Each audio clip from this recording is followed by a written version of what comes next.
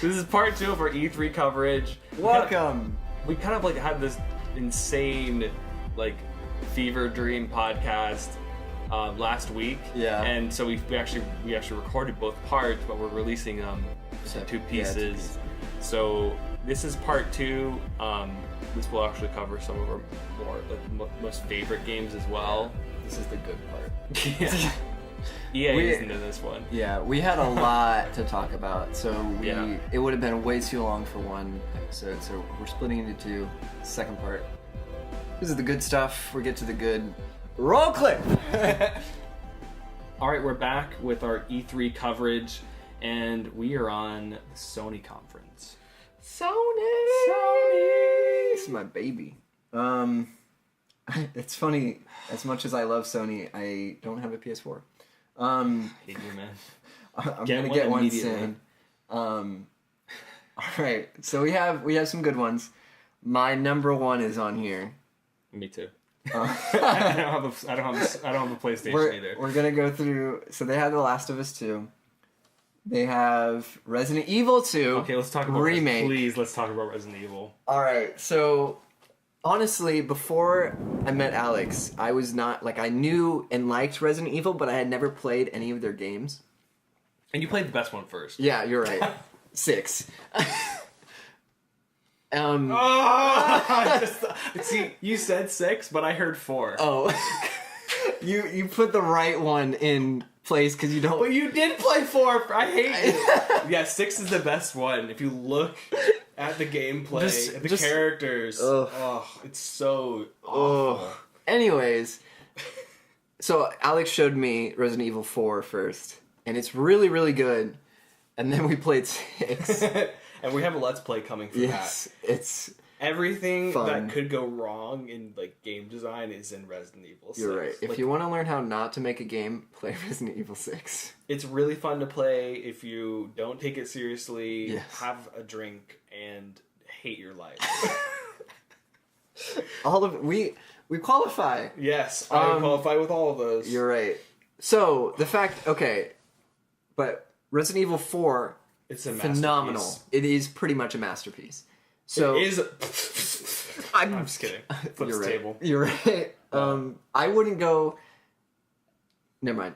You let it out, man. Just kidding. So, so for them to make Resident Evil 2, which is the prologue to Resident Evil 4, I believe 3 is different. Nemesis is like a different story. Mm-hmm. It follows a different character too. Yeah. I'm not from. I know it's a female character. It's not Leon. Right. So to me, Leon's story, if you look at through Resident Evil, it goes 2, 4. Is he in 1? No, I think it's 2, 4. 4, 6. Yeah, because I know he's not. So just 2 and 4. Yeah. Pretty much. Ignore 6. It doesn't exist.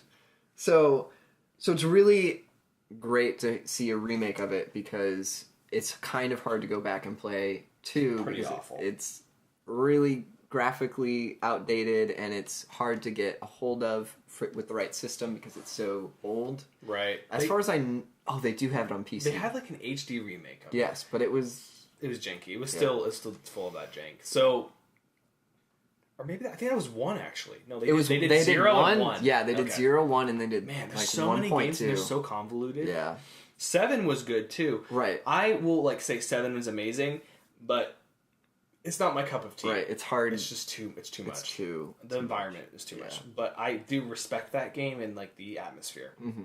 They did a very good job at it. 4, I need to speak about 4 for like 1 second to get this out. Please. 4, I think, is a masterpiece of game design. I think that the tension, the level of tension, the character, the world, the way it's very Metroid Prime. Yeah. If you look, and without going into spoilers, which you should definitely, if you're into horror games, you should play. You know, I think that's something we're going to play more of too on this like podcast and also with our Let's Plays. The Resident Evil 4, there was nothing like it when it came out. And it was only on GameCube. It starts off in this creepy. Just for context, there's this thing called the Las Plaga, which is a virus that you get. It's different from zombies, where it's an actual organism that lives inside you. If you've seen like Parasite, the anime, it's kind of like that, where it like has these creepy tendrils that pop out and like kill people, and so it's one of those weird, like the weird zombie, the zombie ants. Oh yeah, you know, like that weird virus that goes the fungus. It's kind of like that, but it's an organism, and it affects this small village, this cult. And you think it starts off with this little cult in the woods. They're all like really rural, and the rest of the world's modern. And it's not Spain, because I'm sure they didn't want to say it was Spain, but it's basically you're in Spain. It's basically Spain. I mean, everybody speaks Spanish. There's this heavy like European overtone to it. So they say Europe. You're in Europe. Yeah. You start there, and immediately you're hit with this heavy level of atmosphere. It's quiet. You're walking through this creepy, just horrifying woods right off the bat. It's so scary. There's all of the saturation is turned way down. It's really dark. And also like there's not a lot of color. It's very dingy. It's very like brown and overcast. But the main thing was the combat for me, and Leon is like, I still think is one of the coolest protagonists. He's smart, strong, but not like his one-liners. He's still vulnerable. His one-liners are so good. But anyway, the over-the-shoulder perspective is something they lost. They after Resident Evil 4, they ruined everything. And this pretty much the point of talking about Resident Evil 4 is because 2 completely reminds me of 4. So the remake has the shoulder perspective of Leon, and he's walking through what looks like a old, like it's after this event happens, which is when the T virus comes out. He's walking through this creepy, deserted police base kind of thing, and there's dead bodies everywhere. But it's creepy because I watched the trailer and I watched the gameplay for it. There's there's bodies all around you, but you can't tell which ones are zombies. Like you'll walk by one, you think like there's one point I was like, "There's gonna be a jump scare right here," and he walks right by, and there's nothing happens, and then like he'll turn around, it's very like the level of detail in the gore is extremely graphic. It's very really scary. Graphic and horrifying. Like I didn't think I'd be scared of zombies again, but it is really creepy. They did. And Leon the art style looks so good. So I'm excited for a Resident Evil that goes back to horror and goes back to there's inventory management, there's the herbs, there's the first aid sprays, there's that over the shoulder. Like the cool thing is, so you have in one hand you have the light and the other the gun, and you do that like cross in the wrists, and you're like holding it up, but you can't always do that. So you have to like walk forward and like pull your light out, look around, but you still have the light out, but like, to really focus, you have to actually aim. And you walk so slow, and the lighting is really good. The lighting is pitch black unless you have this very small bead of light, and there's bodies everywhere, and you're getting keys. There's a lot of puzzles in it. It's very Resident Evil, but whoever they got for the voice acting of Leon, because he's younger, they did a fantastic job. So this is one of the most I can't speak. This game is one of my favorites from the whole conference, like the entire E3. So, anything? Nope. You summed it up. Nothing else I want to talk about there. Very, very good game. Very good remake. I'm really hoping it. Man, Sony did a good job. I want to talk about. I'm saving my favorite for last. I want to talk about. Well, we already talked about Ghost of Tsushima. A little bit. Looks gorgeous. I love the historical Japanese Mongol invasion. So, the Ghost of Tsushima was a samurai. I learned about this today, and they called him the Ghost because it was like 300 samurai versus thousands of Mongols. And so, basically, they called him the Ghost because they couldn't kill him. Wow. So, basically, he would just go in and kill everyone, and like, no one could ever catch him. So the idea is like cool. It's you versus like an entire nation of people. And the Mongols were awful. Like they used psychological warfare. Like sometimes they literally go to invade somewhere and they just give up immediately because they do this thing where they like hurl the war victims. Like they take a catapult like cut them up and hurl them at the enemy. Like rain body parts down on them. It's like horrible.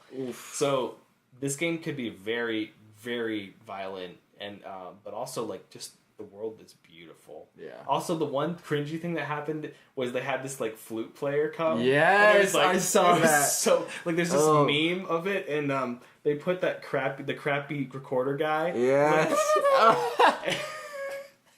He's like really serious. He's playing this like really interesting like ballad, Japanese ballad, but it's like they redubbed it. So no, Ghost of Tsushima, it's based on actual history. Right, I love that. I love that aspect. That's so cool to me. So I'm gonna love that for sure. Yeah.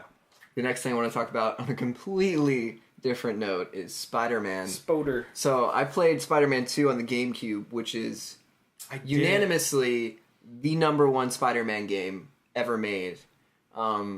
It's just beautifully crafted, so much fun. It's not one of those games that's like everything is perfect. I remember there's like a bunch of bugs and a bunch of things wrong with it. Because he's a spider. Yeah! Good job, man. Nailed it. You got it.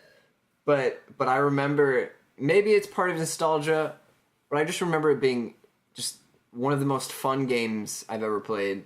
Now, was that based off the second movie? Yes, and they had the, I can't remember his name, but the main actor for the movies voiced Spider-Man in the game. Tobey Maguire. Yeah, Tobey Maguire. The only Spider-Man. You're right. And so it was cool, because it was like the whole time it felt like you were playing a movie. Yeah. Because he was the same actor. Which they didn't do for this, because there's like a million Spider-Mans now. Yeah. So they have a new voice actor. I kind of wish they got Tom Holland's voice for the Spider-Man, because I know he plays Spider-Man that would really have been well. good. He plays it really well, but I also know it's set in a different universe and a different timeline than the movies. And I heard he's been Spider-Man for 8 years in this one. Yeah. I can't remember exactly. I'm kind of interested I've always been like a fan of Spider-Gwen. Oh, and yeah. I hope they do Venom really well. They have to. If to. they don't do Venom, which I want to talk about Venom so much, but we'll have It's another thing. Totally different. We'll do a movie review when that comes out. But oh yeah, but man, it looks good. It looks really good. I love that they added all the fluidity in the spider swinging, web swinging, and I've seen some of the combat. It looks like Batman's combat, but better. Very fun, easy to do, and fluid. A lot of special moves. One of the best parts of the Spider-Man 2 was like you could tie people up to light posts and then kick them and spin them around. And it was just like stupid things like that was so much fun. And I know they plan on doing that kind of thing here. So it's going to be a lot of fun, and people with that kind of nostalgia are going to be swarming to it. So I'm going to love that game. It's just like for the villains, it's kind of cool. Yeah. It has Electro, Rhino, Scorpion, Vulture, and Mr. Negative, which is not very well known. I also know that I am Mr. Negative. You're right, same. I know there have been several Spider-Man games, and I feel like Spider-Man is one of those game series that's gone further than movies and is delved a lot more into the comics than most games for that kind of genre. Oh, I see. Yeah. Because they've done multiverse, they've done, I don't know, clones, different things like that. They had like the Web of Shadows. Yeah, which is the they've gone into. It's not my thing. Me either, really, which is why I'm excited for this, because it's going to go back to what it was before. It seems very comic booky, which to me sounds amazing. Yeah. One thing I do want to mention real quick: Control looks like Quantum Break. Yeah, but better. You're right. so I'm hoping that might be really good. I'm really interested in the story for that one. Yeah. Okay, the last two here I'm going to talk about is... Okay, so I just wanted to let everybody know what he just did. So if you look at the bottom, we're just looking through some general like notes we have, and there's Black Ops and Destiny, and he went to the bottom and immediately scrolled back up. I was like, I don't want to see that crap. Yeah. Gross. So I wanted to talk about Kingdom Hearts 3, which we finally have a release date for. Okay. Which is super exciting. It's kind of a little bit disappointing for me because I thought it was going to come out this year. It's coming out the beginning of next year, but I'm kind of excited because that means they have more time to work on it. Is it on Switch? No. I don't think it is. No. It's Sony. Okay. I'm pretty sure it's a PS3 4 exclusive. No, it's coming out. It is? On Xbox, yeah, it is. Really? Mm-hmm. It's the first Kingdom Hearts that's coming out. They announced that in the Microsoft conference. Oh, that's cool. But please, yeah. So I don't know anything about Kingdom Hearts. Tell me why I should care about this franchise. All right. Because like I heard the story is so over the top and like It convoluted, is. but it's also like the amount of nostalgia and because of the Disney aspect, like I'm interested in caring about it and like understanding it. So I'm going to tell you partially why you, Alex, would like it, and that's gameplay. And that's the reason I like it. Okay. Partially nostalgia. One of the main reasons people love it is nostalgia. You get into Kingdom Hearts as a kid when you're like 12 and you play this game set in this Disney world and you have these characters that are very relatable. They're kind of around the same age as you.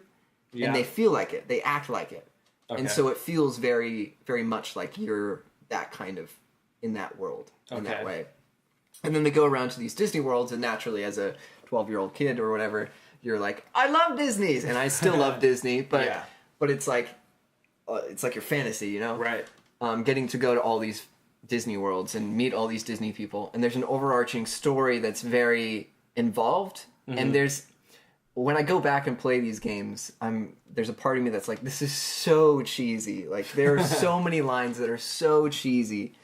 But I remember as a kid watching the first trailer for the first one, and it's this whole scene of him in this CGI, Final Fantasy-esque CGI movie trailer, where he's like falling back into the ocean, and he like hits the water, and it goes and falls deep into this black abyss. Yeah. And you see other characters and things falling beside him, and it's playing the ageless soundtrack. I can't remember what it's called. It's not like Under the Sea. Right? No. It's this. I'm gonna have to play it for you later, but I can't hear the song without thinking of Kingdom Hearts, and I think it's the only thing that's associated with that game.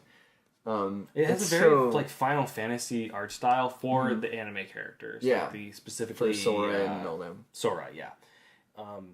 And to me, like, I love the one aspect that I've seen with it and again, nostalgia. They're adding Treasure Planet. Yes. And I love Treasure Planet is probably my favorite most animated movie. That movie. And I have a lot of fond memories of watching that over and over and over and over. So to me, I get how it's kind of in a way giving people each a little piece of their favorite, like, because yours might be, you know, a specific movie from the series. Like, it could be, I don't know, what's another Disney movie? It could be Little Mermaid, or it could be like, you know, another Aladdin. Disney movie. Aladdin. But no, like Aladdin. There's Toy Story. There's so many that they've added. Yeah. So for me, it's definitely Treasure Planet. So I'm excited to see that world realized in better graphics. And I heard that like the Toy Story environment will be like way higher res than the actual movies are. Yeah. So that's cool. Like I'm excited. I've never gotten into this series because I never got the idea and the kind of the perspective of it, but now I see that. Yeah. So and the new one is looking really good. It kept the same style but made it higher res, and they're using a different engine, which is what's taking so much time. Yeah. Partially what's taking so much time.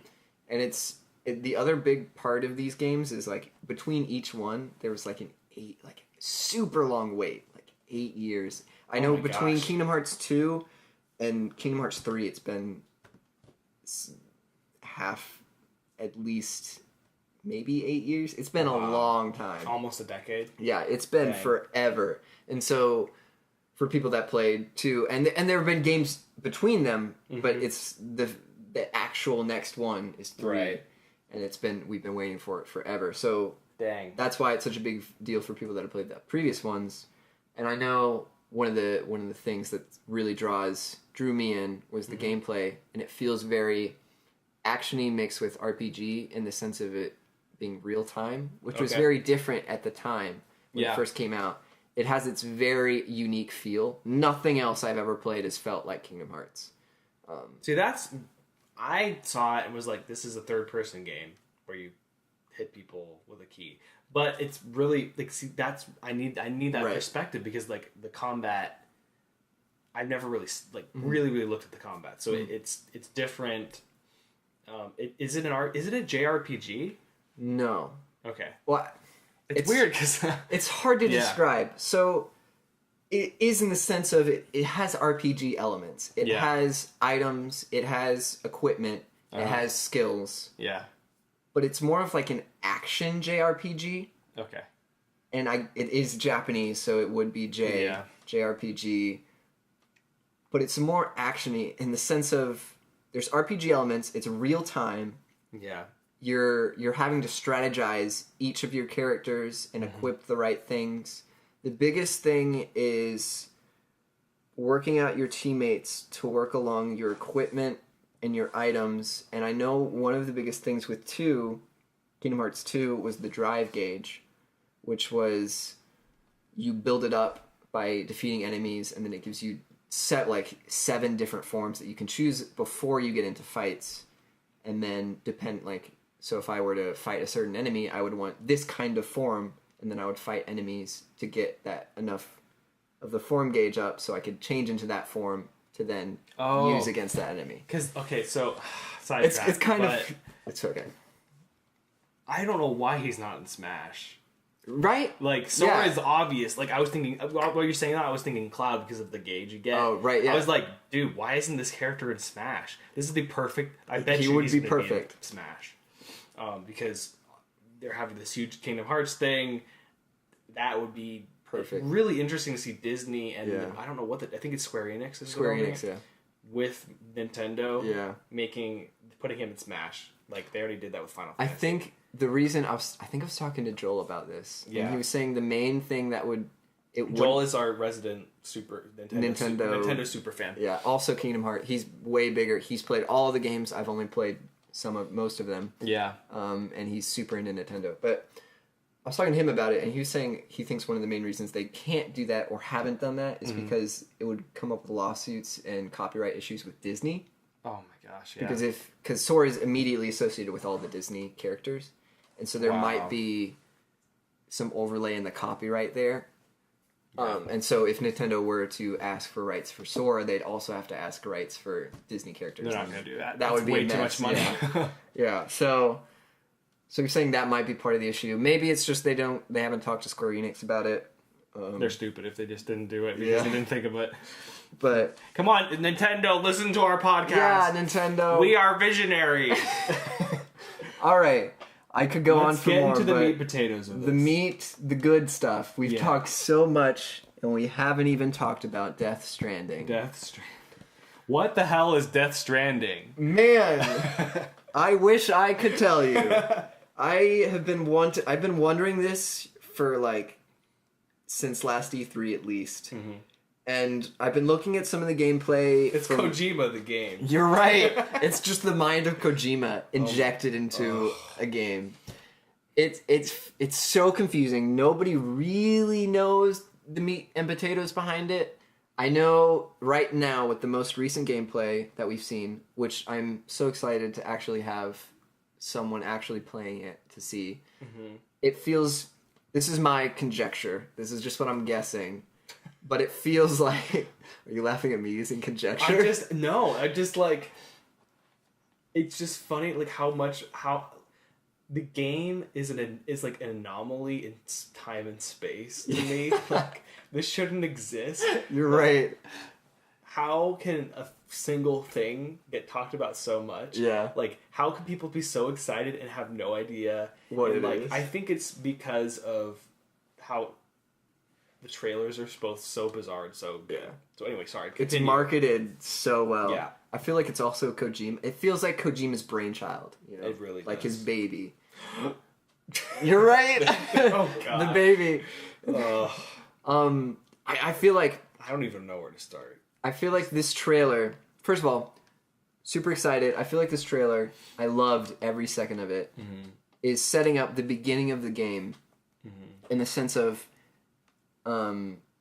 Sam is this delivery man, and I immediately thought of Fallout when I heard that. But he's this delivery man for the hope of humanity, right? And he's going to these different places with these packages, and that's how you start out the game.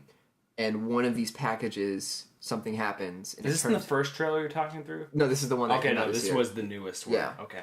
And that's going to be the beginning of the game. And then, the traveling. Yes. Okay. Yeah, the traveling. Yeah. And then that's going to be... I would recommend you just watch the trailer Right. before you listen to this, because if you don't... You'll be lost. We watched the trailer, like, I've seen it once, you've probably seen it a few times. I've seen it a couple of times. We still don't know what we're talking about. This is all, like, conjecture, so, like, watch it and, like, experience it. Yeah, for sure. And watch all of them, because there's, like, 2 other ones? Yeah, there's one or I two think other there's 3. ones? Yeah, there's 2 other ones besides this one, I think. And you will literally, like, you'll be so lost Yeah. if you just listen to this with no idea what Death Stranding is. Yeah. Sorry, but continue. Okay. So I feel like the first part of the game is going to be like that cinematic sequence of you actually traveling, delivering these packages. And then one of these packages, something's going to go wrong, and you're going to meet the time fold, and then it's going to go into the rest of the game. And there's going to be still traveling, but you're going to have more meat to it. Can you explain that to somebody that's never played the game? Right. What's the time? Let's just say. Okay. What's the sorry. time? Okay. Yeah. So because you told me it yesterday, and I'm still like, confused. Completely, like, my eyes are glazed over. And I'm just trying to like not faint. You're right. So all right. So in these trailers, from the first trailer last year, it showed a cinematic sequence of all these guys around these almost space-looking, like, it looks like cabin thing. It looks like this weird limbo to me. Yeah. It doesn't seem like a real world. Right. Because like, the way to describe it, like, it's very overcast. It's like this mountain range. But it's alien. Yeah. It looks almost like a Fallout zone. And, it really does. like, right at the center. Yeah. And so they're in this desolate place, and there's this one little living quarter, like a cube that they live in, and they're all outside of the cube, and they have these weird robotic arm things that are blinking. Yeah. And there's like this black dust in the air, and you see the main character, he's off farther than everyone else, and he sees behind him... Is that Norman Reedus? Yeah, Norman Reedus. Yeah. Is the main character. Got it. Or Sam, I think is his name. And can't remember what he's doing, but he looks behind. You see behind him, everybody starts to like get picked up by these invisible things, and they're thrown around, and then you see them age and then like disintegrate. And one of these guys gets picked up, and he's carrying this baby container, like a container with a baby in it, like a... it's so weird. The baby. And I don't mean like a newborn. I mean like in the womb baby. Like, it's really bizarre. It's really weird. It's probably one of the weirdest things I've ever seen. Yes. And then the Norman Reedus like tries to save him, but can't. And then he gets taken by the time fold. That's what they're called, the time fold, the invisible things that make the people age. Right. And at the end, you see a zoom in of... He's underwater, and you see a zoom in into his mouth, and there's a baby inside of his esophagus. And the baby, like, looks at you. Yeah. And, like, gives the thumbs up. Yeah. And you're like... What? Thank you. Thank you, Kojima. Thanks, Kojima. Yeah. That was last year. And then this year... It's a trailer that has some just him, the main character, walking, but you can see it's controlled. It's in-game footage. And then he's walking for like 5 minutes. It's so... You just need to... You definitely need to watch it. It's gorgeous. Oh. And it shows what it would really be like for somebody to do that. And you see his legs and arms just like get torn to shreds from traveling these mountains and things.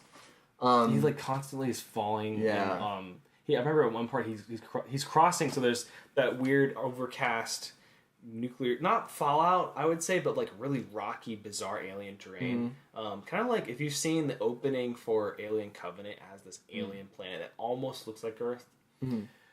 But he's going across a stream, and his pack breaks, and all his stuff falls out, and he's like, and then he's like, crap, so he gets picked up in the rapids and like pulled down the stream, and he's just it's awful. It's like, oh, come on, man. Yeah. And he keeps doing like all these different things. He keeps falling down, and then like there's this shower scene. Yeah. Where his shredded. legs and arms are torn, like his body's torn to shreds. and like it's like the water's healing him, so he has like these deep gaping wounds all over him, and they all get healed by either the water or maybe he's like reverse aging or something. Yeah. So I don't know what it is. I know there's time. Time is relative. Yeah. Like wherever this is, time is relative. Time is very important, I'm guessing, to whatever the game is. And there's another scene where he's on the edge of this cliff, and you see he takes his shoe off, and he like rips off his townnail because it's coming off. Oh yeah. And it's so hard to watch, but it's so good because it's so real. Yeah. And this whole time you have this lady narrating over it, talking to him in a different place. Right. There's so much to unpack in this, and I'm probably not going to cover all of it because just for time's sake. But there's no way we're going to get to all of it. But my main thing I want to say is at the end, you see him in a different place, and he's talking on the radio, and they're asking about the package, and he's like, "No, I'm stuck. I'm surrounded. They're all around me." And it's raining outside, and the guy on the radio is like, "Are you going to make it in time?" And he's like, "No, I'm going to have to sit. Or can you sit it out?" And he's like, "No, I can't." Yeah. And he's like, "Well, you can't go in there because you might be okay, but the whole area will get destroyed." Yeah. Something what like the that. Does that mean? And then he's like, "I have an idea," and then he pulls out the baby incubator. And then he like attaches it to this chest harness. Right, and then the arm with the light that blinks when the time folder are nearby starts going off. And then so there's this girl that shows up too. Right. And she sounds kind of like the narrator. So I don't. Is it her? Is she? Is that the girl from the narration? Yeah. So she shows up, and then they're both like it gets super intense, tense because this thing, this like presence, this monster that's invisible, like slowly walks up, and the only way you can see it is because of the footsteps, and it's horrifying. Yeah, like, the layer of tension because you don't know what it looks like, what it does. You just hear it. Mm-hmm. So they're like holding their mouth, they're over their mouth, they're holding their hands over their mouth, and they're basically praying that this thing doesn't sense them because maybe they can't be seen by it because it's invisible to them. Maybe it's the same thing. Right. So it gets right up against them. Like I guess its face would be in their face, and then turns and walks away really slowly. What happens after that? After that, he keeps talking to her, or it steps on this picture he has. The main character has. Yeah. Of his family. His family. Is what you're guessing. Yeah. And he picks it up, and the other lady keeps talking to him about some stuff I can't remember, and at the end she's like, "You don't even know who I am, do you?" And it shows a shot of what you guess is her, and she's in the picture, but then she's also the girl talking to him. Like I couldn't tell if it was his wife or not. Yeah, me either. I think it was the same girl that was in the picture, who must be important to him. Mm-hmm. But grown up, older. What if she's the baby? You're right. They're all babies. But and that's the thing about this.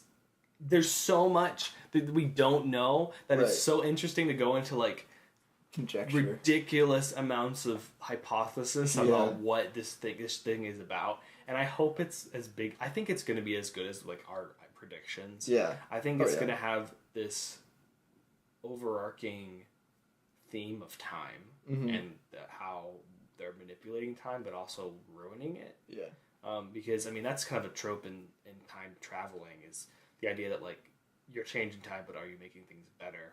Or if you're changing an event that's bad, are you really doing anything? And that's something that's also in Life is Strange. Yeah. It's a heavy theme in it.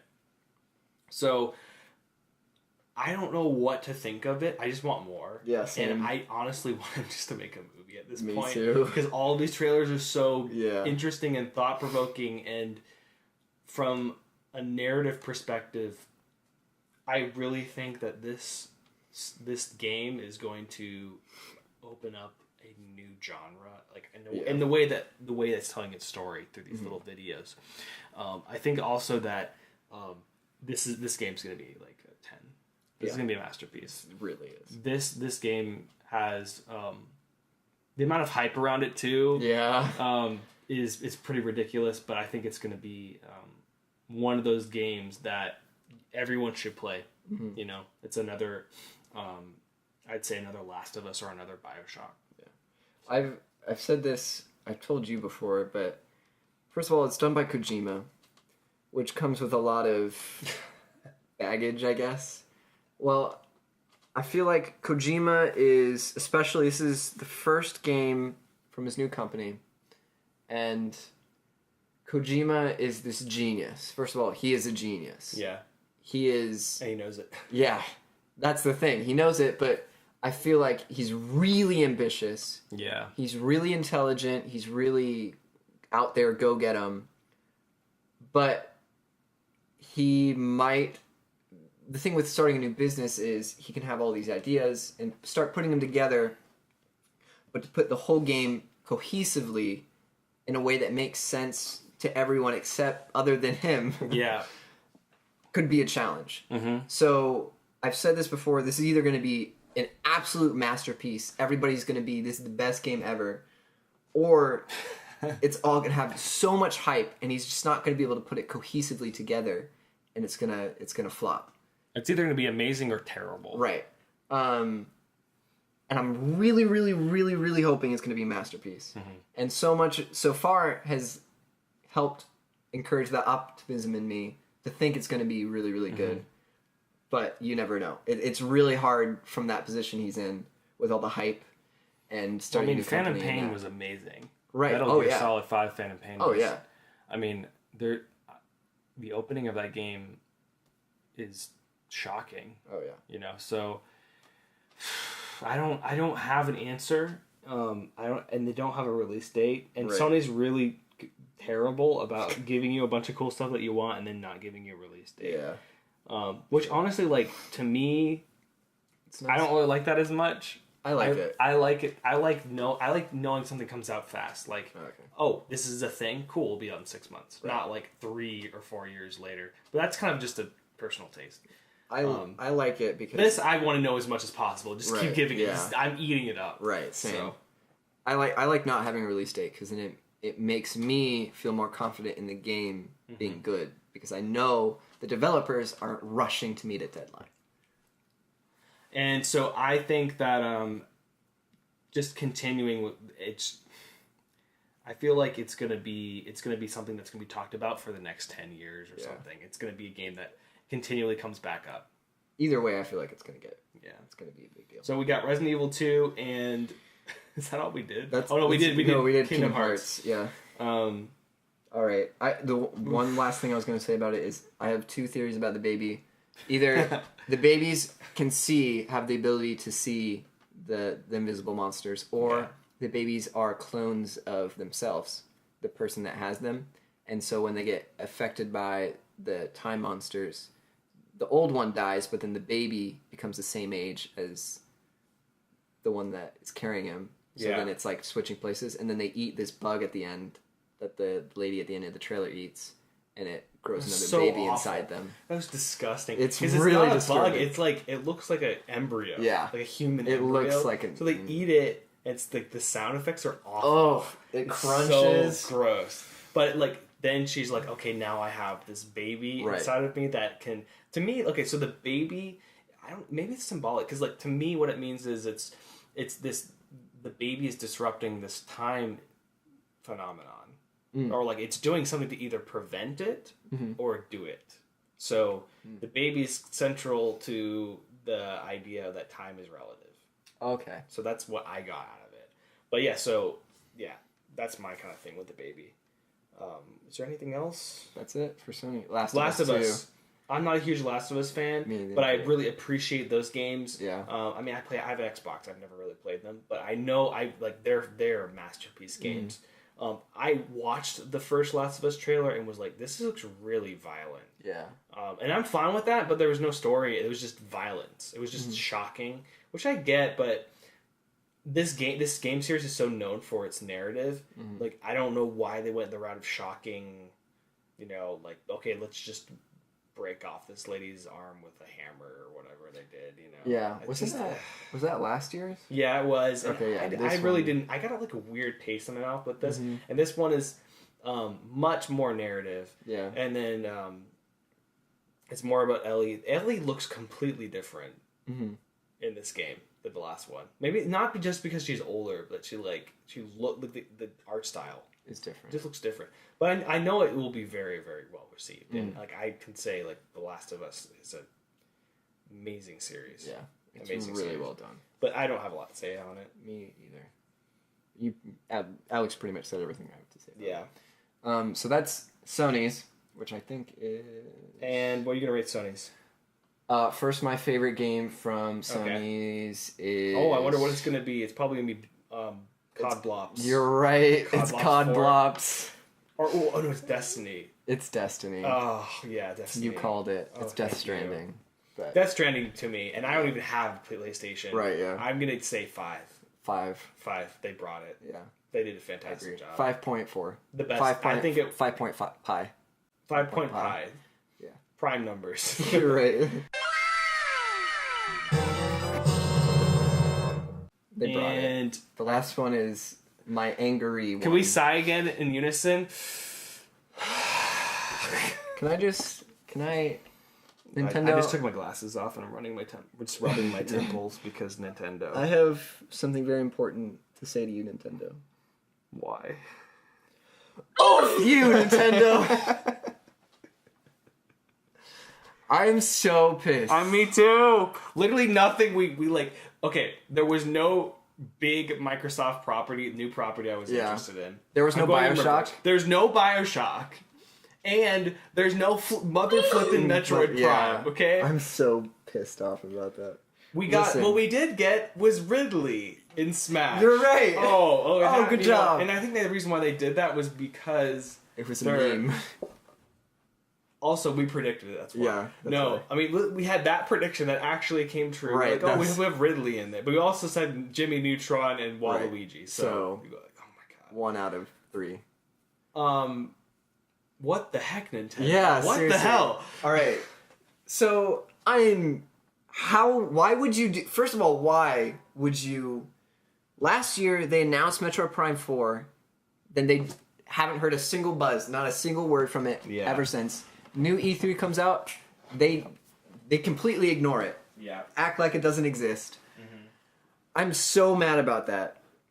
I want to hear so much more about that. And my only guess is they haven't made any progress or enough progress to say anything new about it.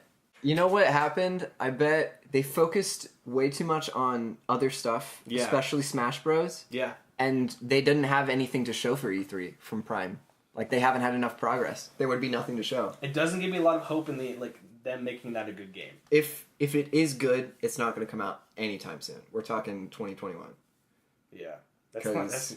Which is really bad, because they announced it 2017. That's a long way away. And why just don't tell me about it? See, that's like the Sony thing. Like, and this is different because like I'm a diehard Metroid fan, and I want this to be really good, and I'm really excited. And they completely jilted us. They could have gave us something. Literally, they could have been like, "Hey, we're still making the game." Yeah, but they didn't. They're basically like, "Hey, here's a teaser for something you won't see for like probably 4 years or something." So I'm pissed because that was the main thing I was excited for with Nintendo, and Same. I actually was like on break at work, so I watched during lunch. I watched a lot of the new games, and all of them are these like frou kitty games. Yeah, I'm sorry, it's just like I'm 25. Right. I don't want to play. You know, I get the nostalgia. I get the merit of playing games. That not all games have to be mature, like we talked about. Can we talk about one other thing? I'm sorry, I don't mean to no. Go ahead. One. There's also no Animal Crossing being announced. And you don't understand how mad that makes me. I loved those games. And I really want a new one. Alright, continue, sorry. Yes, just get it out, man. Just tell me how you feel. We need to have a couch in here, a leather couch. I need you to be my punching bag. Where, like, Nintendo, like, where are the games for people that want story and want like mature experiences. Like I want a first person game. I want something that's more like what Sony's doing. Yeah. And you can say that like, oh, well, we're trying to do that, and you know, we're focusing on a different market, but I don't see games that are intellectually stimulating to me. Right. Like I just don't. I see a bunch of kiddie games. I feel like Nintendo for the longest time, they've always stood out from Sony and Microsoft because they've focused more on family-friendly games. Yeah. And that sense of, you know, cheesy, easier to play, easier to get into, easier to watch. It's just hard for me because like I loved my GameCube. Right, and same. I loved my Wii. Me too. Yeah. The Wii was great. They had so many good games. And I played I had GameCube, of course, Smash. I played the crap out of. I played every Splinter Cell on it. They had Twilight Princess on there. Twilight Princess. I had Metroid, of course. I had 3 Metroids, or 2 Metroids, really. Both really good. The GameCube had like a really good library of games. The GameCube was really good. Resident Evil 4. Yeah. Like, why don't they make Resident Evil for the Switch? Like, you know how good that would be? Yeah. Like Resident Evil you could take on the go. I'm just frustrated. We've been getting a bunch of third-party games. We have things like Dark Souls and Doom coming out on the Switch. Yeah, and Wolfenstein. So hopefully we'll come back to that kind of era. Yeah. But for the E3 conference, I think they wanted to focus more on Nintendo Obviously Smash. Exclusive. Definitely Smash. That's pretty much all they really wanted to talk about. Even with Smash, okay, so this is something I was watching an IGN article about. Okay, so they're having every character. In one way, that's awesome. Yeah. Okay, like, ice climbers are back. Right. Whatever, I don't know. A lot of the characters I play as are just normal characters, like Marth and Samus, but here's my issue with that. Instead of bringing back a bunch of old characters that we forgot about, make new characters. Like, put Waluigi in there! Okay, listen. First of all, I'm kind of upset because a lot of Nintendo, I guess, Smash fanboys. Yeah. I was looking for another word, but I can't find another word for it. This is the saltiest segment of our podcast. Yeah, we're really upset. And what makes me the most upset is people aren't upset about it. Yeah, me too. We're the only people upset about it. Yeah. Everybody else is like, "Oh, this is the greatest thing," and I'm like, yes, it's cool. It's like the nostalgia trip of the century. Yes, but do we need ice climbers? We don't. Like, I would prefer to have something more exciting, something like Waluigi. Yeah. Wait, there's so many good characters they can add. Right. Like, Bomberman is an assist trophy. Like, there's so many different characters where I'm like, that's a good idea. Right. That's a good idea. Add this. Like, Nintendo, come on. Like, yeah. Actually think. Because I don't want a game I've already played. I want something new. The other thing is, I know part of the reason they made this is because a lot of the people wanted this. I remember him explicitly saying, like, we wanted to do what the fans in the community wanted us to do, and this is what it was. And that kind of makes me upset that the fans wanted that. Yeah, like, it's your fault. It's kind of our own, like, community's own fault, which is, I guess, why they're happy about it. It's our fault, man. What have we done? We didn't dissuade Science them. has gone too far. You're right. So that's why we have to tell everybody, petition for Waluigi and Smash. Please. Otherwise, because then they'll listen to us. Yeah. Otherwise, they won't. So. And there's still a chance. The other issue I have is it looks like the same game as 4. Right. Which I thought was cool until I realized that we're getting the same game. That it looks a little bit better, but it's the same art style with. It's just the same. They're changing it's the same game. They're changing some mechanics. I know they added some that people were like, they should do this. I understand, like, if they change too much, they will kind of ruin it. Right. But there's also, I feel like, so if you compare the Wii U Smash to the Wii Smash, or like Brawl, or even the GameCube Smash, there's a huge difference. I agree. It's a different game, you know? Whereas this definitely feels more like a port with an updated roster than a new game. Yeah. And, like, I'm hating on Nintendo, but, like, I love Nintendo. Yeah. And I'm hating on it because I think them. my tastes have changed. Mm-hmm. And they are, you know what? They have some very intellectually stimulating games, and like I don't mean to just be like, oh, your games are dumb, but like I'm just frustrated as a more into the narrative person. Right. The direction they're taking isn't going like that. Mm-hmm. And I understand that they want to branch out, but you know, and Smash 2, like, you know, that it does give you that nostalgia. It does give you that feeling of like, we're back. Like, I'm back. Mm-hmm. I'm back to being. This is 10 years ago. This is really 15 years ago. This is even. I loved Melee. Oh yeah, same. I loved Melee like so much. I played the very first one. Oh yeah, on 164. That game's still amazing. Yeah. And what I heard is they're actually starting with the roster, which is really cool. Like they're actually starting with the roster to be just those people. Yeah. So like Kirby, Mario, not Luigi. I don't think. Actually, no, Luigi's in there.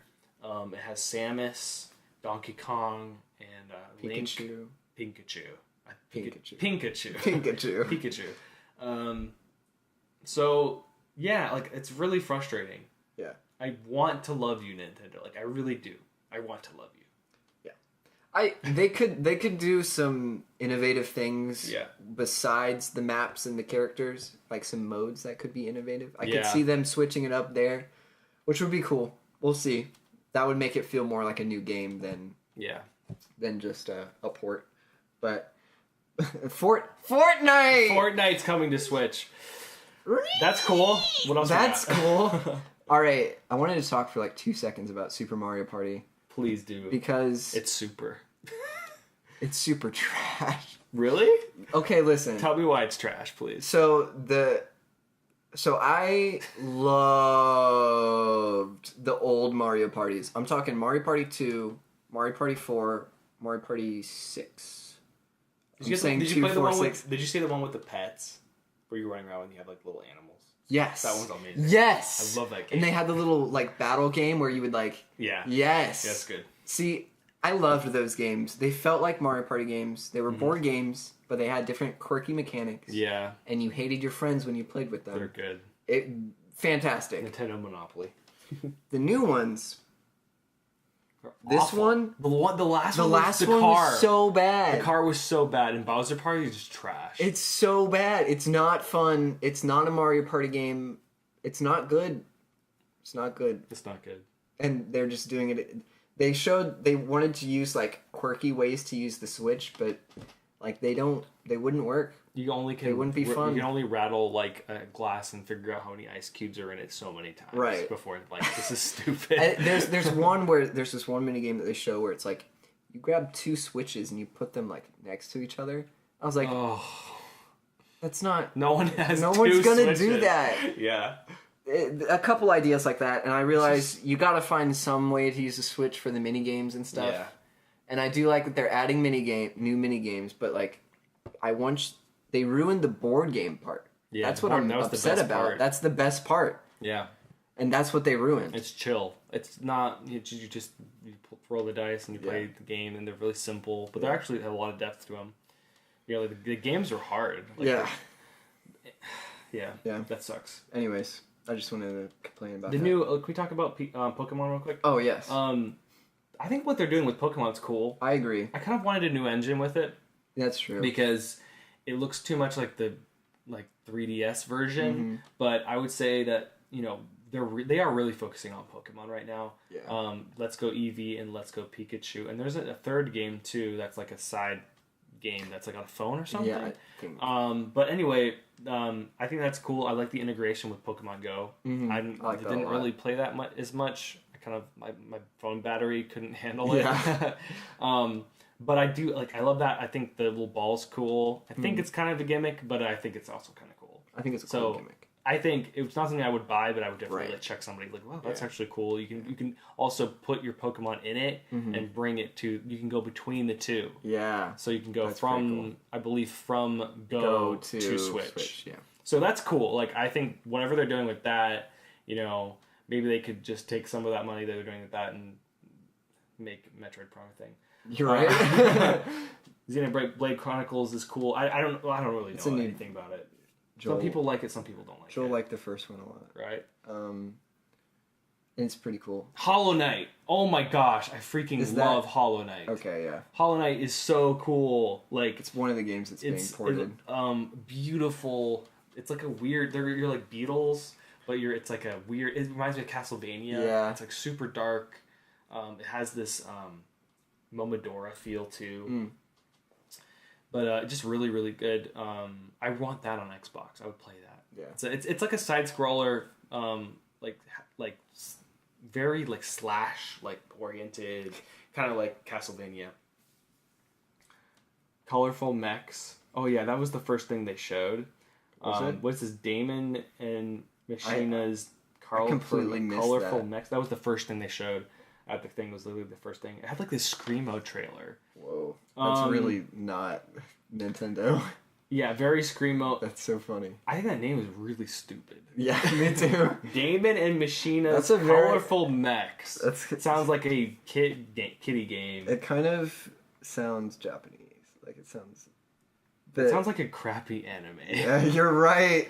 It's cell shaded. Yeah. I feel like all their games are really cell shaded too, which I get. But that cell shaded I hate. There's some cell shaded that I really like if it's done nicely. That is not done nicely. No. Fire Emblem, that's cool. I like Fire Emblem. I like the GBA games. There's so many of them. My problem right now is gosh. So Fire Emblem was freaking massive in Japan when it came out. Yeah. And it was barely made a splash in America until recently. And then Nintendo's like, oh, Americans like Fire Emblem. And so they just put it on everything. Yeah. And made several games, and now they're making another one. Yeah. So I think is there anything else from this? Nope. Did you get it all out? Yeah, Is there anything else you need to say? Fortnite. Oh, don't Switch. stop, please. That's like a cuss word. What is the best game from... The best game from this conference wasn't added. You're right. It's Metroid Prime 4. I give this conference a 0.5. I give it a -2. You're right. I give it a -pi. -pi. Worst conference for me. EA Me too. had Anthem. You're right. I feel cheated. It was worse than EA. I feel cheated. Same. I feel cheated. Me too. And there was no Waluigi. There's no flippin' Waluigi. That makes me so mad. I really hope they add it at some point. Best game of the show is obviously Smash. Yeah. I'd say Smash. So it was the only thing at this show worth watching. It was all I cared about. Yeah. Maybe a little bit about Pokemon too. But is that okay? So yeah, I mean that's really all the conferences. That's EA! Yay! After like you 4 mean E3? hours. I mean, yeah, you're right. E3. What? They changed E3 to EA. Yeah. EA takes over Dystopia. Oh, they're already doing that. You're right. They're basically like the Empire in Star Wars. Yeah. Oh my gosh, I'm exhausted from that. We reviewed how many conferences was that? Like 6? Yeah. Something like 1, that. 2, 3, 4, 5, 6. And I mean, I think Sony took the cake. I really enjoyed Microsoft's, and Bethesda killed it. Oh yeah. Bethesda's on the ball. Top game of E3. Man, to me, it's between Cyberpunk and Death Stranding. I'm probably gonna have to go with Death Stranding because it has gameplay footage. But I know You're right. next time Cyberpunk will have gameplay footage. Like next It's E3. better. It's better. So I'm gonna have to go with Death Stranding, though I do really like Fallout. I'm a huge Fallout fan. Yeah. So Fallout 76 looks super good. I'm gonna go with Death Stranding too. Yeah. I mean, it's just Death Stranding. Just Death Stranding. Yeah. Kojima, man. We have sold our souls to Kojima. You're right. Yeah, I mean, I think overall it was a really, really good showing of a lot of good games. I think it was better than last E3. Yeah. It's so funny to me because Bethesda last E3 was literally just Skyrim ported, like the entire show. Yeah. And then Nintendo killed it last year. Oh yeah, Nintendo just so good. Destroyed. And this year Nintendo was like, Here's the disappointing. And then Bethesda destroyed it. Mm-hmm. So it was like switched, but I think this one was better for Microsoft too. Yeah, I agree. Games were better. Sony as well. I don't think Microsoft had as many. Like they didn't have really a lot of exclusives last year. They were really bad last year, weren't they? They were. They didn't. They really did. Yeah. They were bad. I guess like a thought I've had too is where Microsoft is. Here's what I think they're doing, because they're adding 5 different new developers. They're gearing up for the new Xbox. I think they're already past the generation. I bet you're right. And that's something that's going around in the industry is that they're kind of at this point like, okay, we can't catch up to Sony with exclusives. That's actually smart. We don't have the manpower, or we don't have as many consoles out. Yeah. Like, I don't know what the metrics are. It's bad, but they're really behind. So I think they're gearing up. They kind of unveiled this new Halo that has a different engine. That's probably not going to be on this X series. It's probably going to be on Xbox One X and the next thing, because I don't think they're going to take out. I don't think they're going to remove that so quickly, because they literally launched it like this year or like last year. So it could also be. I know they've done this in the past. I don't know if Xbox has done this, but I know some consoles have done it where it'll be on the next console and the previous one. Right. PS4 has done this. Yeah, and Zelda. Yeah. So it'll be on the new Xbox and the Xbox One X. Right. So I can see that being a thing, but the thing is with the Xbox One X is it's still kind of an Xbox One. Right. So maybe they'll have it on all of them. Maybe. But a very different graphically. Right. They would have. Yeah, they would. Yeah. They would Which I don't like. I don't want that. I would rather not have a game. I'd rather have a game to look forward to on a new system. Than because when you do that, you split the amount of money in development you can do between games. True. So if you only have one console, you can just put it all into that. And so I'd rather wait for, like, for instance, Halo or Gears. I mean, I'm not gonna play Gears, but Halo, and until I get that new console. Yeah, it's also incentive for people to get the console. That way they can play the game. Right, and that's what they did with the Switch, and it worked out really well. Right. And then really the graphics. If you look at the Switch version of Breath of the Wild compared to the Wii U, it's graphically completely different. So I think they're playing catch up big time still.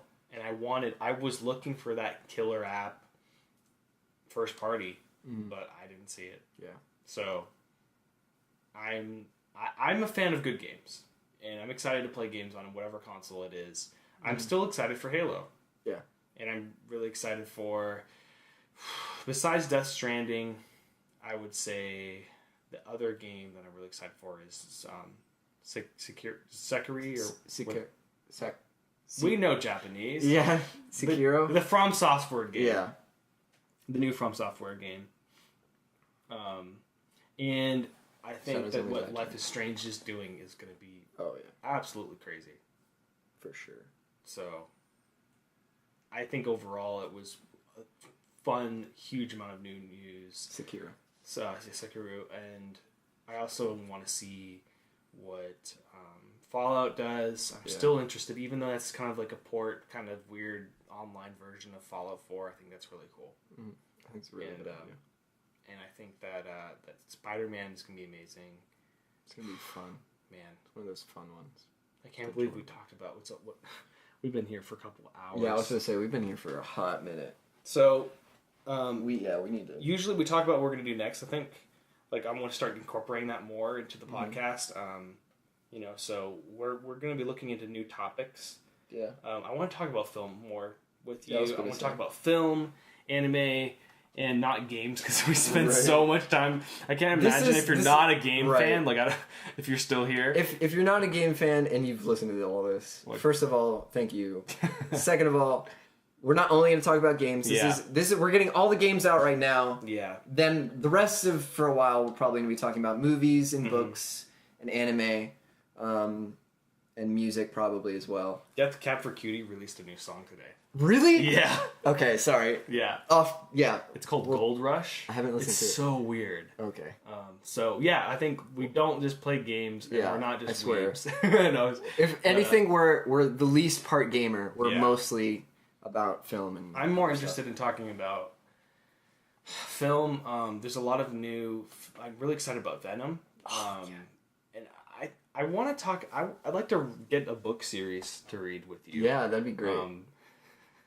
We have some book series that we'll get into. Yes, but there are like I do want to read something that intellectually pushes me, even if it's controversial. Yeah, something that I can, So even with people, like if you have a favorite book that has inspired you, artistically or socially, I want to learn more about that, and I'm aware that how important it is to continue to read books.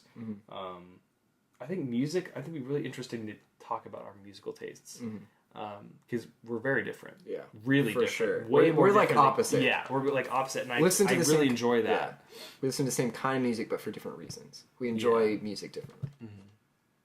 Opposite way. It's very interesting. We'll talk about it at some point. It's very interesting. So, I've been Alex. I've been Josiah. And this is, again, the Hipocritics Podcast. Thank you so much for listening to our E3 feedback and ranting and just overall explosion of new information. And we'll see you again next time. Bye. Bye.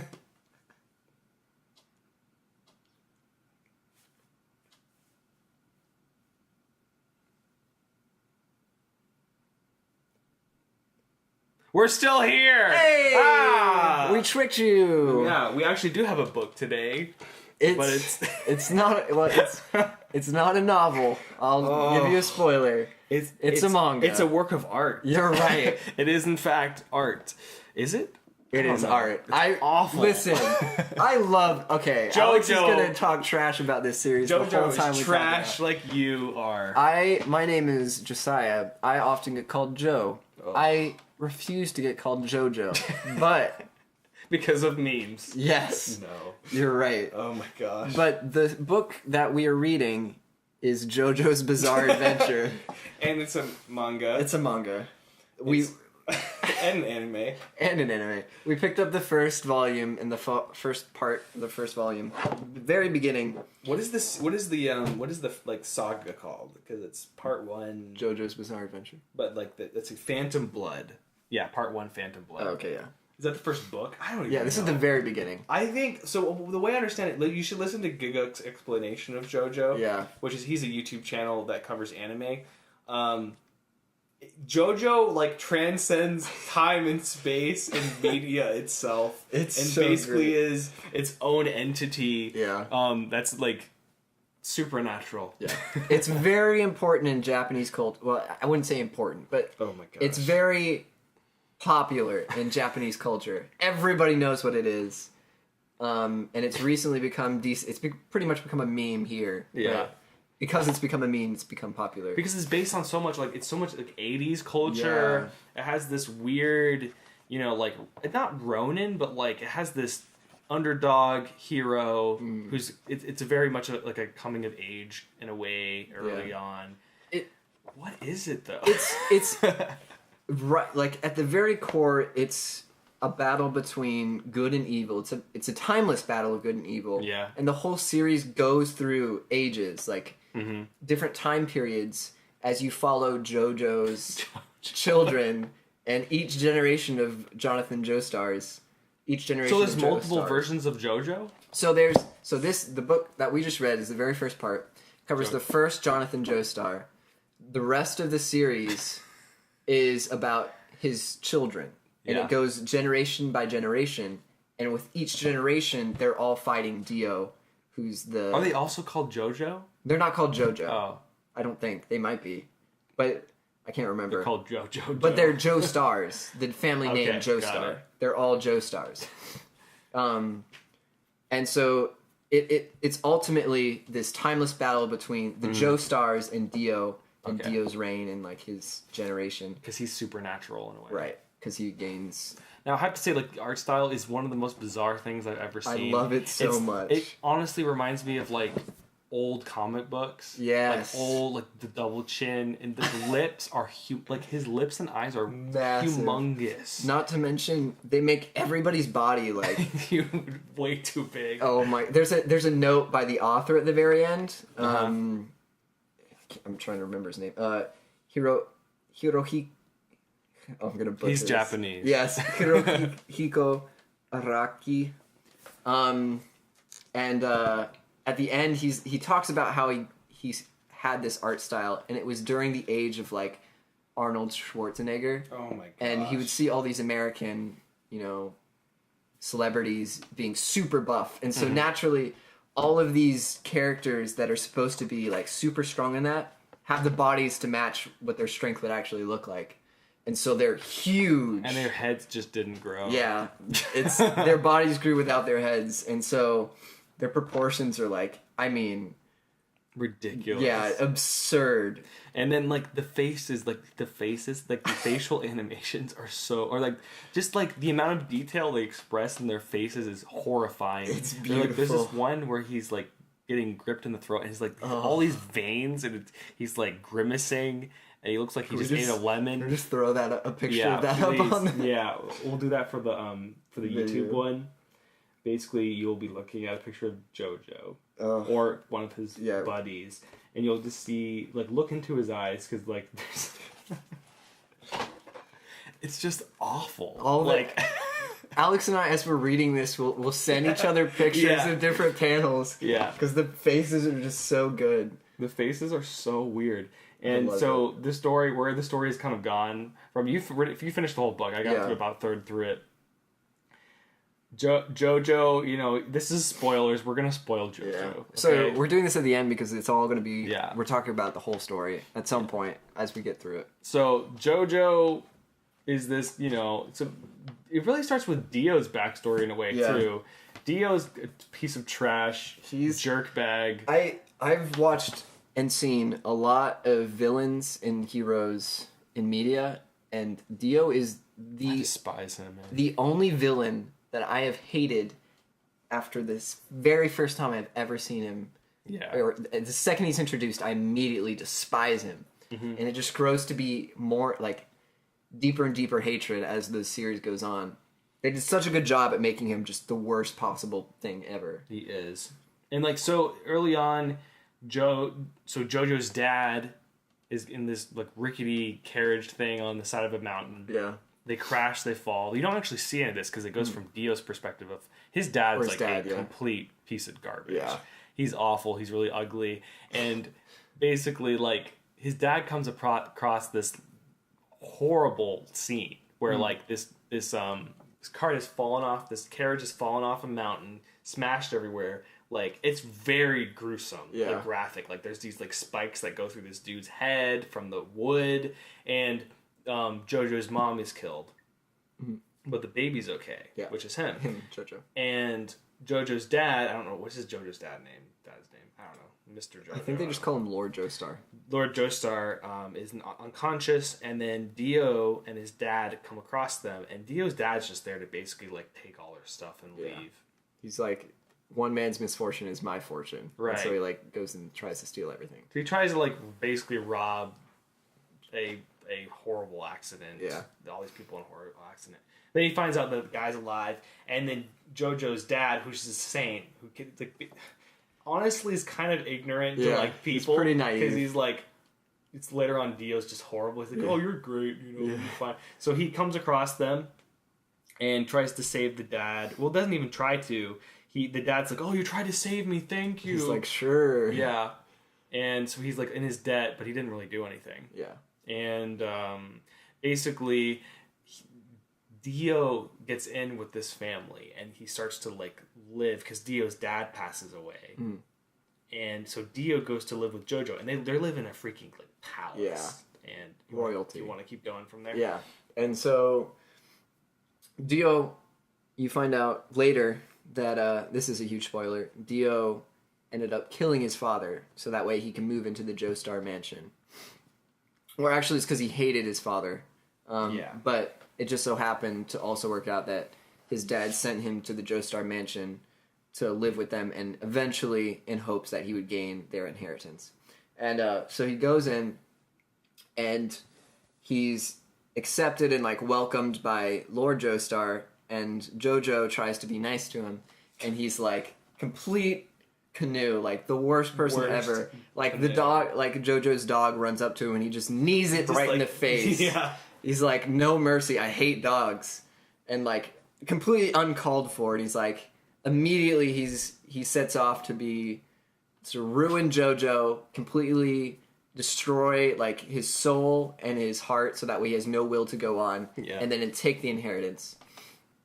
And he's like 12. He's like the devil at 12 years old. Yeah. And so the rest of the story is him going through ruining JoJo's life from being 12 years old to I think halfway through it switches to like 18 Yeah, because they're about to graduate high school. And the whole time he's just ruining JoJo's life. He kills his dog. He kills his dog. Throws it in the furnace. Yeah. He puts it in a box, throws it in the furnace, and the butler sets it on fire, thinking it's just a regular box. That's as far as I got. Okay. Yeah. And so, in JoJo, at this point, Dio's stolen all his friends, made JoJo look like a tattler, and like A slob. made everybody hate him pretty much. Mm-hmm. And so his only friend was, I think her name's Erina. Mm-hmm. The girl. Yeah, the girl and the dog. And he falls in love with this girl named Erina, and Dio's like, oh, that's why JoJo's happy. I have to ruin his happiness. He's not allowed to have friends and he's not allowed to have lovers. And so he, like, she's walking back from hanging out with JoJo, and he, like, grabs her and kisses her. Mm-hmm. And yeah. And it's like, ha, see, now I'm the one that kissed you first. And then she, like, takes muddy water and, like, washes her mouth with it. And so he slaps her and almost, like, loses his temper and beats her up. But he doesn't. And so she's, like, humiliated and can't look at JoJo anymore. And so all he has is his dog, Danny, and then Dio kills his dog, Danny. So the level of how much you despise him just continually grows. It's just worse and worse. Like, he really does set out to make JoJo's life as hard as physically possible. And so then I think after that you skip to them about to graduate high school. Yeah, it skips to them about to graduate high school, and you see them playing a rugby match, and their teammates and their friends, and you're like, what happened? And JoJo's like, we've never really been friends, but we had to work together, so you find out Dio is just faking being friends to make it through high school, and then as soon as he's of age, he's gonna take JoJo's inheritance. So you find out right before they graduate, JoJo's dad gets sick, and turns out Dio's the only one that's giving him his medicine, and JoJo, who's decided to become an archaeologist at this point, is looking into the stone mask that was part of the luggage that his dad was taking home with him from Mexico when he crashed on the night that Dio's dad saved him. And he's looking, so JoJo's going into archaeology, and he's researching this mask and finds out that when you put blood on it, it sends spikes into your head, which looks like it should kill you, but he thinks it's a torture weapon. Yeah. So he's researching it, trying to figure out why it's made. And during that time, he knocks over like a bookshelf, and he finds a note from Dio's dad, and it describes Dio's dad's symptoms for his sickness, and it's the same symptoms as Joestar's dad. And so from that, he pieces together that Dio's poisoning both his dad and Dio's dad. So that's the first part of where we've gotten with the JoJo series, but it is like the memes. The memes are spicy. Yeah. And like the art style is so just bizarre that like I can use the faces. Like I take a picture of the faces because they're so disturbing. So that I can use them for so many different text messages and like things I send. So yeah, JoJo is a thing. So here's your bonus burp. Bonus meme. But it's not. It's bonus manga. Bonus JoJo. JoJo cast. You've been listening to the JoJo cast. Oh my gosh. Let's bring it home. You're right. I'm Jojo. I'm Joe. I'm JoJo. You're Joe. Together we're Joestar Joe. Yeah. Oh my god. Yeah, you're right. Killed me. manga and anime. Bye. Bye.